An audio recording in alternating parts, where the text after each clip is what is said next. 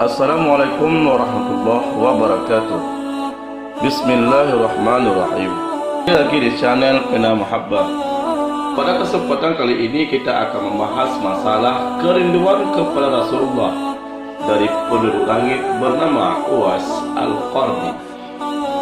Di Yaman tinggallah seorang pemuda bernama Uwais Al-Qarni yang berpenyakit sopak.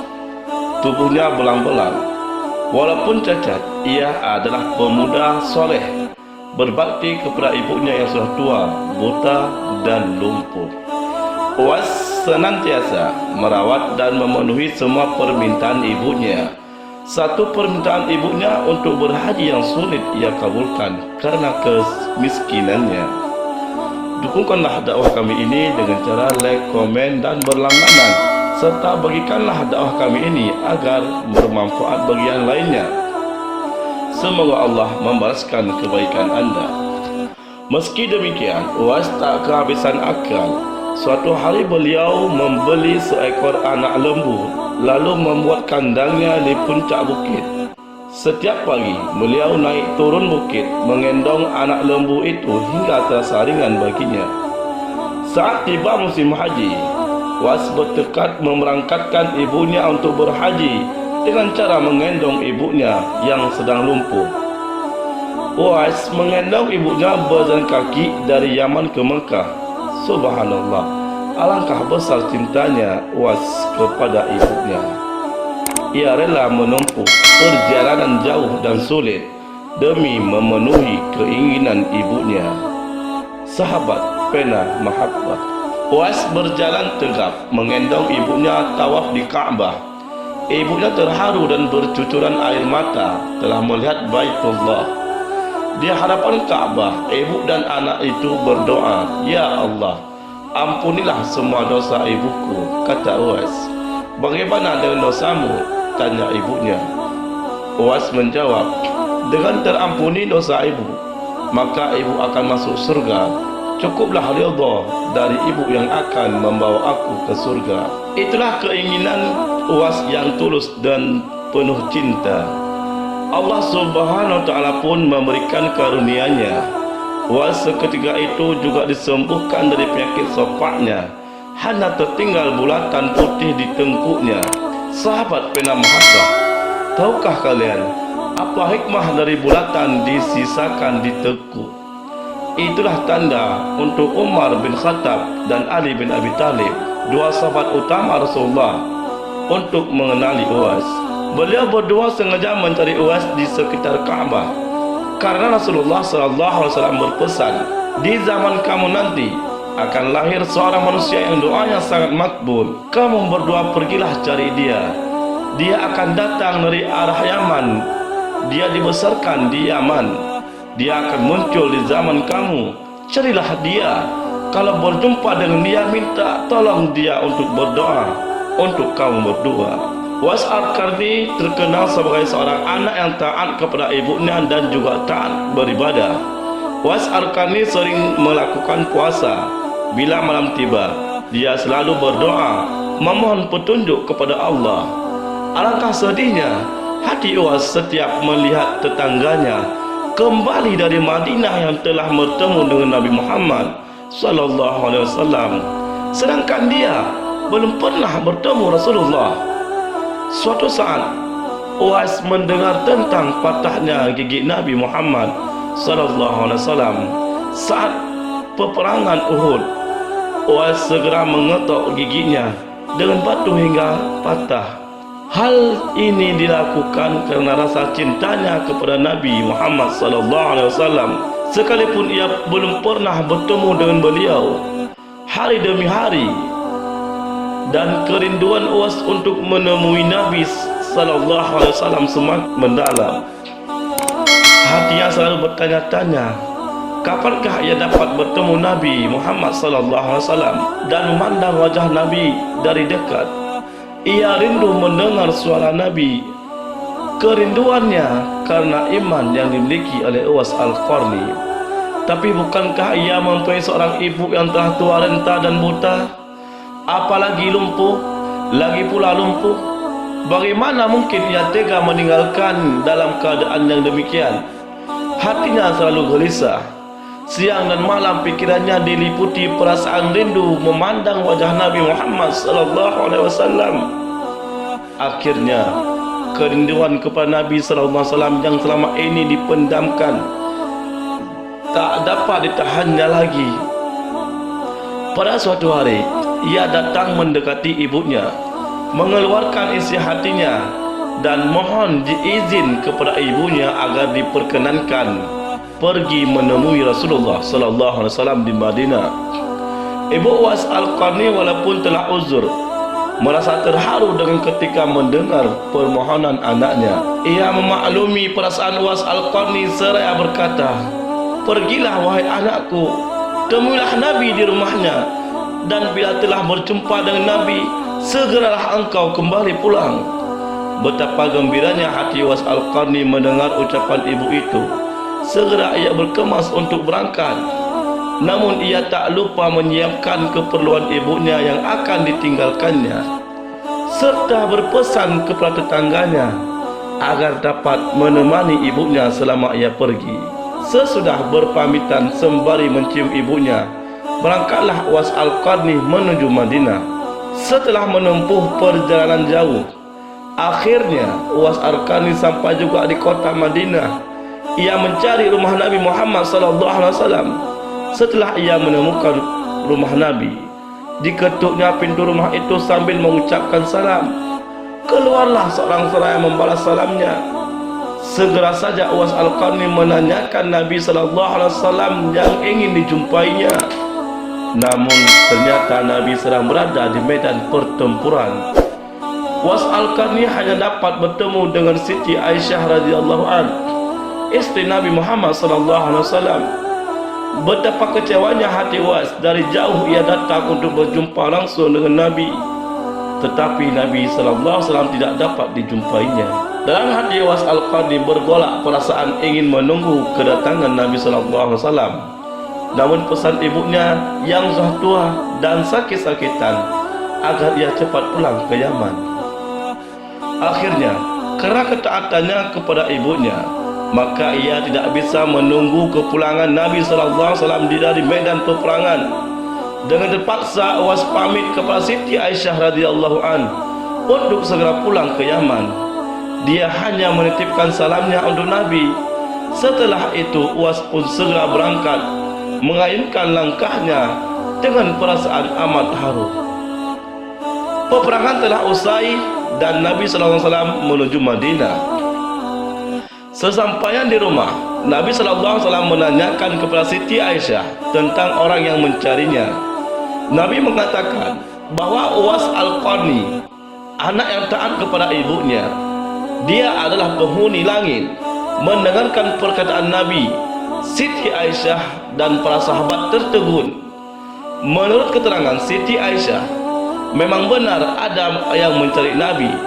Ia tidak bisa berlama-lama karena ibunya sudah tua dan sakit-sakitan. Nabi Muhammad SAW melanjutkan keterangan tentang Uwais Al-Qarni, penghuni langit itu, kepada para sahabatnya. Kalau kalian ingin berjumpa dengan dia, perhatikanlah, ia mempunyai tanda putih di tengah telapak tangannya. Sesudah itu, Nabi SAW memandang kepada Ali dan Umar radhiyallahu anhu seraya berkata, "Suatu ketika apabila kalian bertemu dengan dia, mintalah doa dan istighfarnya. Dia adalah penghuni langit, bukan orang bumi." Waktu terus berganti dan Nabi Muhammad SAW kemudian wafat. Kekhalifahan Abu Bakar pun telah digantikan pula oleh Umar bin Khattab. Suatu ketika Khalifah Umar teringat akan sabda Nabi SAW tentang Uwais Al-Qarni, penghuni langit. Beliau segera mengingatkan kembali sabda Nabi itu kepada sahabatnya Ali bin Abi Thalib. Sejak saat itu, setiap ada kafilah yang datang dari Yaman, Khalifah Umar dan Ali radhiyallahu an selalu menanyakan tentang Uwais Al-Qarni, si fakir yang tak punya apa-apa itu, yang bekerja sebagai pengembala domba dan unta. Mengapa Khalifah dan sahabatnya selalu menanyakan dia? Rombongan Khalifah dari Yaman menuju Syam silih berganti. membawa barang dagangan mereka. Suatu ketika Uwais Al-Qarni turut bersama mereka. Rombongan khalifah itu pun tiba di kota Madinah. Melihat ada rombongan khalifah yang baru datang dari Yaman, segera Khalifah Umar dan Ali mendatangi mereka dan menanyakan apakah Uwais Qarni turut bersama mereka. Rombongan khalifah itu mengatakan bahwa Uwais Al-Qarni ada bersama mereka. Dia sedang menjaga unta-unta mereka di perbatasan kota. Mendengar jawaban itu, Khalifah Umar dan Ali radhiyallahu an segera pergi menjumpai Uwais Al-Qarni. Sesampainya di kemah tempat Uwais berada, Khalifah Umar dan Ali memberi salam, tapi rupanya Uwais sedang salat. Setelah mengakhiri salatnya, Uwais menjawab salam Khalifah Umar dan Ali sambil mendekati kedua sahabat Nabi sallallahu alaihi wasallam tersebut. Lalu Uwais mengulurkan tangannya untuk bersalaman. Suatu berjabatan, Khalifah Umar dengan segera membalik tangan Uwais untuk membuktikan kebenaran tanda putih yang berada di telapak tangan Uwais, seperti yang pernah dikatakan oleh Nabi sallallahu alaihi wasallam. Memang benar, tampaklah tanda putih di telapak tangan Uwais Al-Qarni. Wajah Uwais Al-Qarni tampak bercahaya. Benarlah seperti sabda Nabi sallallahu alaihi wasallam, dia itu adalah penghuni langit. Khalifah Umar dan Ali menanyakan namanya dan dia menjawab Abdullah. Mendengar jawaban Uwais, mereka tertawa dan mengatakan, kami juga Abdullah, yakni hamba Allah. Tapi siapakah namamu yang sebenarnya? Uwais kemudian berkata, nama saya Uwais Al-Qarni. Dalam pembicaraan mereka, diketahuilah bahwa ibu Uwais Al-Qarni telah meninggal dunia. Itulah sebabnya ia baru dapat turut bersama rombongan kafilah dengan saat itu. Akhirnya Khalifah Umar dan Ali memohon agar Uwais membacakan doa dan istighfar untuk mereka. Uwais enggan dan dia berkata kepada Khalifah, sayalah yang harus meminta doa pada kalian. Mendengar perkataan Uwais, Khalifah berkata, kami datang ke sini untuk memohon doa dan istighfar dari anda, seperti yang dikatakan Rasulullah sebelum wafatnya. Karena desakan kedua sahabat ini, Uwais Al-Qarni akhirnya mengangkat tangan, berdoa dan membacakan istighfar. Setelah itu, Khalifah Umar berjanji untuk menyumbangkan uang dari Baitul Mal kepada Uwais untuk jaminan hidupnya. Segera saja Uwais menampikkan dengan berkata, hamba mohon supaya hari ini saja hamba diketahui orang. Untuk hari-hari selanjutnya, biarlah hamba yang fakir ini tidak diketahui orang. Beberapa tahun kemudian, Uwais Al-Qarni berpulang ke rahmatullah. Anehnya, pada saat dia akan dimandikan, tiba-tiba sudah banyak orang-orang yang berebutan untuk memandikannya. Dan ketika dibawa ke tempat pembaringan untuk dikafani, di sana pula sudah ada orang-orang yang menunggu untuk mengkafaninya. Demikian juga ketika orang pergi hendak menggali kuburnya, di sana ternyata sudah ada orang-orang yang menggali kuburnya hingga selesai. Ketika usungan dibawa menuju ke pekuburan, luar biasanya banyaknya orang yang berebut untuk mengusurnya. Meninggalnya Uwais Al-Qarni telah mengemparkan masyarakat kota Yaman. Banyak terjadi hal-hal yang amat mengherankan. Sedemikian banyaknya orang-orang yang tak kenal berdatangan untuk mengurus jenazah dan pemakamannya. Padahal Uwais Al-Qarni adalah seorang fakir yang tidak dihiraukan orang. Sejak ia dimandikan sampai ketika jenazahnya hendak diturunkan ke dalam kubur, di situ selalu ada orang-orang yang telah siap melaksanakannya terlebih dahulu. Penduduk kota Yaman tercengang. Mereka saling bertanya-tanya, siapakah sebenarnya engkau wahai Uwais Al-Qarni? Bukankah Uwais yang kita kenal hanyalah seorang fakir yang tidak memiliki apa-apa, yang kerjanya sehari-hari hanyalah sebagai pengembala domba dan unta? Tapi ketika wafatmu, engkau mengemparkan penduduk Yaman dan hadirnya manusia-manusia asing yang tak pernah kami kenal. mereka datang dengan jumlah sedemikian banyaknya. Agaknya mereka adalah para malaikat yang diturunkan ke bumi hanya untuk mengurus jenazah dan pemakamanmu.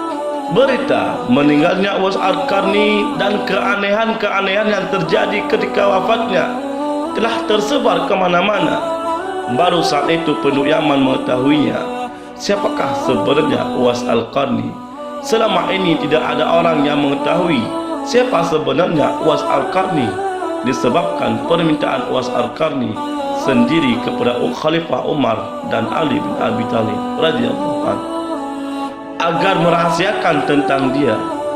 Barulah di hari wafatnya mereka mendengarkan sebagaimana yang telah disabdakan oleh Nabi Muhammad SAW bahwa Uwais Qarni adalah penghuni langit.